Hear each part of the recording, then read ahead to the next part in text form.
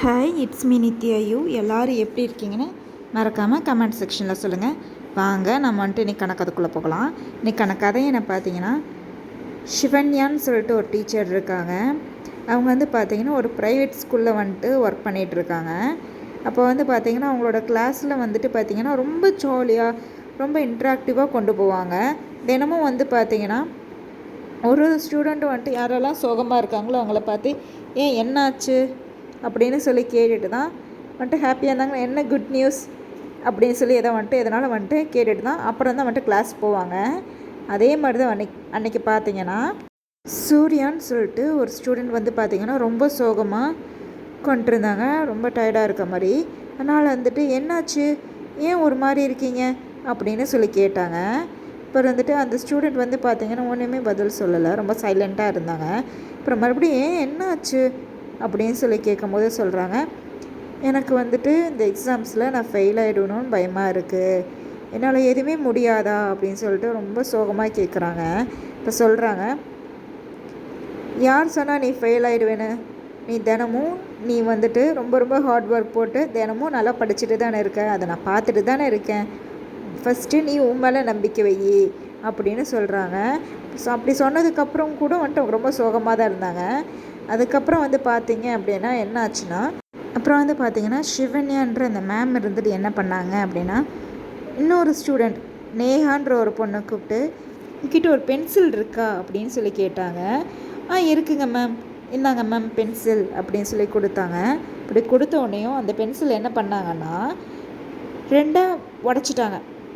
அந்த பென்சிலை ரெண்டாக உடச்சி 2 பீசஸ் ஆக்கிட்டாங்க. இப்போ அந்த பென்சிலை வந்துட்டு சூர்யா கிட்ட கொடுத்தாங்க. இப்போ இந்த பென்சில் வச்சு நீ எழுத பார்க்கலாம் அப்படின்னு சொன்னாங்க. எழுத முடிஞ்சிச்சு. அதே மாதிரி இன்னொரு உடஞ்ச ஒரு பென்சில் இருக்குல்ல, அந்த பென்சிலை வந்துட்டு நீ ஷார்ப் பண்ண பார்க்கலாம் அப்படின்னு சொல்லிட்டு ஷார்ப் பண்ண கொடுத்தாங்க. அந்த பென்சிலை வச்சு நீ எழுத பார்க்கலாம், எழுத முடிஞ்சிச்சுல. இந்த பென்சில் வந்துட்டு ரெண்டாக உடஞ்சிருச்சு. ஆனாலும் அதுக்குள்ளே இருக்கக்கூடிய வேல்யூ என்னவோ அது இனி ப்ரோக் ஆகலை. அதே மாதிரி தான் உனக்குள்ளே இருக்க வேல்யூ இனி ப்ரோக் ஆகலை. உனக்கு இருக்க வேல்யூ என்றைக்கும் ப்ரோக்கும் ஆகாது, உடஞ்சும் போகாது. அதோடய வேல்யூ அந்த மதிப்பும் உனக்கு ஃபஸ்ட்டு நீ தெரியணும், நீ யாருன்னு அப்படின்னு சொல்லி சொன்னாங்க. அதை கேட்டுட்டு அப்புறம் ரொம்ப சந்தோஷமாயிருச்சு. ஆமாம் இல்லை, நம்ம தினமும் எஃபர்ட்ஸ் போட்டுட்டு தான் இருக்கோம். அந்த எஃபர்ட்ஸ் நம்ம எவ்வளோ போடுறோம் அப்படின்றது, நம்ம இதுக்காக நம்ம என்னென்ன பண்ணியிருக்கோம் அப்படின்றது நமக்கு மட்டும்தான் தெரியும் அப்படின்றத வந்துட்டு மறுபடியும் யோசிச்சு பார்க்குறாங்க. சரின்னு சொல்லிட்டு தினமும் அவங்க வந்து பார்த்திங்கன்னா இதுக்கு முன்னாடி எவ்வளோ எஃபர்ட்ஸ் போட்டாங்களோ அதுக்கப்புறமா தினமும் அவங்க நிறைய எஃபர்ட்ஸ் போட ஆரம்பிக்கிறாங்க. எல்லா எக்ஸாம்ஸ்லேயும் நினச்சி பார்க்க முடியாத அளவுக்கு ரொம்ப நல்ல ஸ்கோர்ஸ் வந்துட்டு இது பண்ணுறாங்க, மார்க்ஸ் எல்லாம். அப்புறம் அங்கே இருக்கக்கூடிய எல்லாருமே ரொம்ப ஷாக் ஆகிட்டாங்க.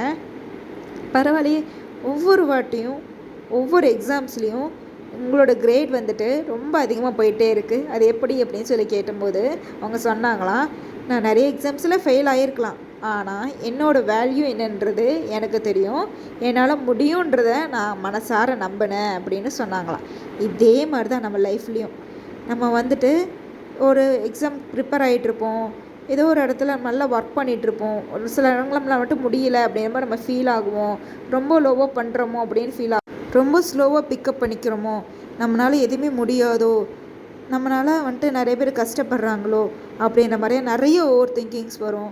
ஃபஸ்ட்டு நம்ம மேலே நம்பிக்கை வைக்கணும். நம்மளுக்கு என்ன நல்லா வரும், எது நம்ம நல்லா பண்ணுறோம் அப்படின்றத தெரிஞ்சுக்கிட்டு அதை நம்ம பண்ண ஆரம்பிக்கணும்.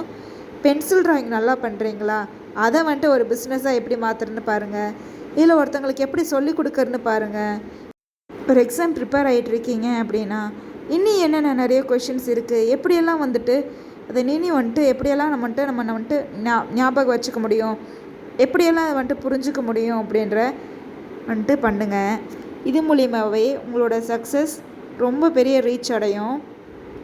இந்த ஸ்டோரி உங்களுக்கு பிடிச்சிருந்தா மறக்காமல் லைக் பண்ணுங்கள் அண்ட் ஷேர் பண்ணுங்கள். முக்கியமாக இந்த ஸ்டோரி யாருக்கு தேவையோ அவங்களுக்கு ஷேர் பண்ணுங்கள். அண்ட் மறக்காமல் சப்ஸ்கிரைப் பண்ணுங்கள் அண்ட் மறக்காமல் கமெண்ட் பண்ணுங்கள். And have a great day.